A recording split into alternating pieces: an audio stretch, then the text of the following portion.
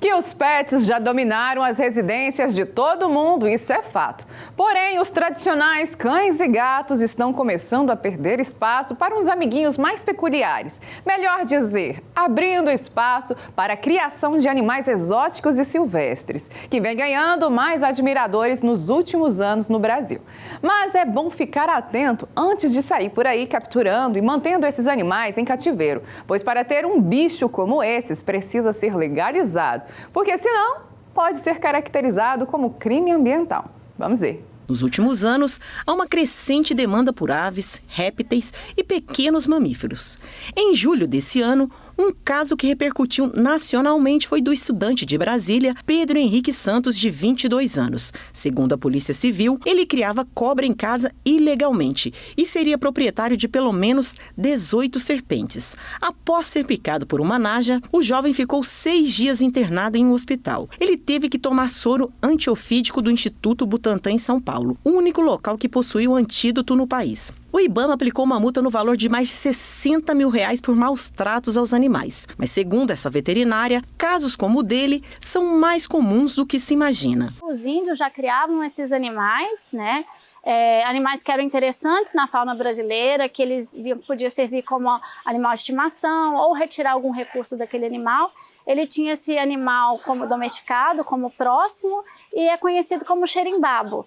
Da mesma forma, na época das grandes navegações, né, quando os portugueses vieram para o Brasil, a própria Carta de Pedro Vaz de Caminha, ela descreve que foi retirado algumas espécies daqui, entre elas papagaios, né, que foi abastecer o mercado europeu. E para onde esses animais foram, né? Geralmente para pessoas com alto poder aquisitivo. No zoológico de Goiânia, existem mais de 450 aves, mamíferos e répteis de 122 espécies diferentes, tanto da fauna brasileira como exótica. Por aqui encontramos a onça pintada Juma, que ficou conhecida no mundo depois dessa cena inacreditável.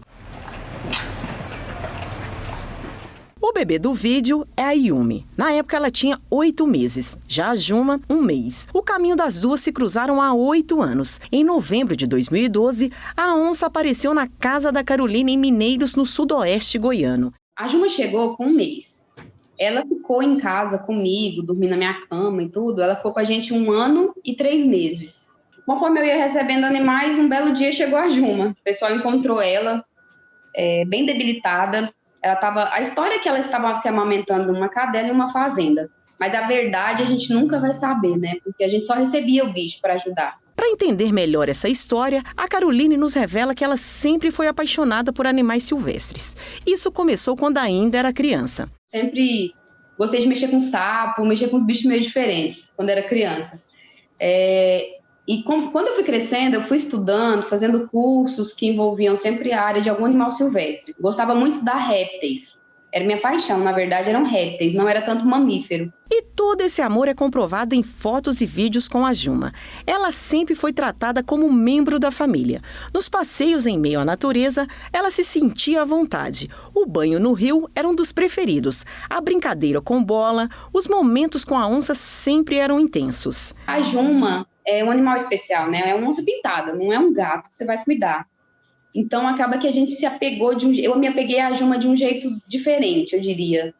E a relação entre a gente era muito especial. Mas o que parecia inocente, ou até mesmo um cuidado especial, se tornou um grande pesadelo para a família da Caroline. Logo após postar o vídeo da Juma com a filha mamando em uma rede social, ela foi denunciada por maus tratos aos animais. As pessoas denunciaram por maus tratos, porque via que ela estava presa, estava em casa, né? Realmente era de se desconfiar alguma coisa.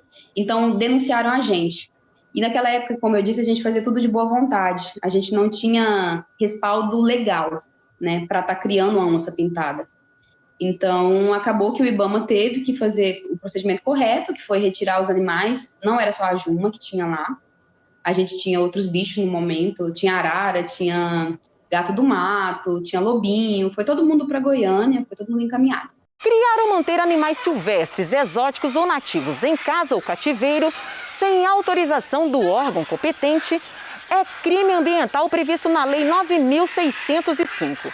Quem praticá-lo pode sofrer pena de até 2 anos de reclusão e pagar multa que varia entre R$ 500 a R$ 5.000 por indivíduo ou dependendo da classificação da espécie.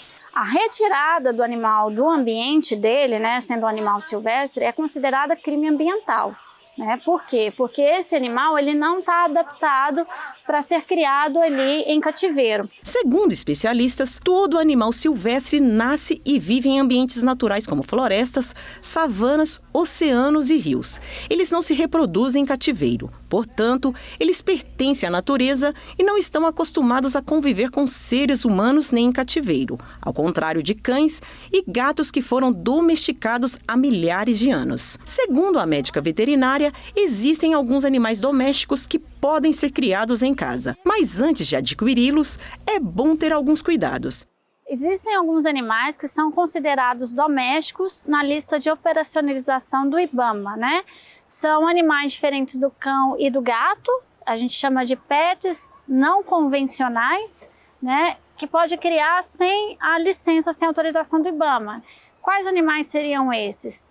Calopsita, hamster, chinchila, coelho, pavão. Outro ponto que a especialista chama a atenção em relação às doenças. Lembrando que a gente tem muitas doenças que são comuns entre seres humanos e animais.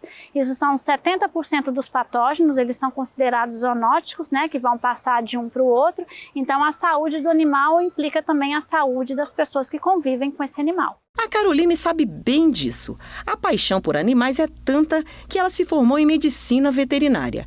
E hoje, depois da experiência que teve com a onça Juma, ela deixa um conselho para quem quer criar pets não convencionais. Quem tem vontade, como eu disse, procurar um criadouro, comprar um animal legalizado, ter esse animal em casa é super legal, mas desde que não tire da natureza.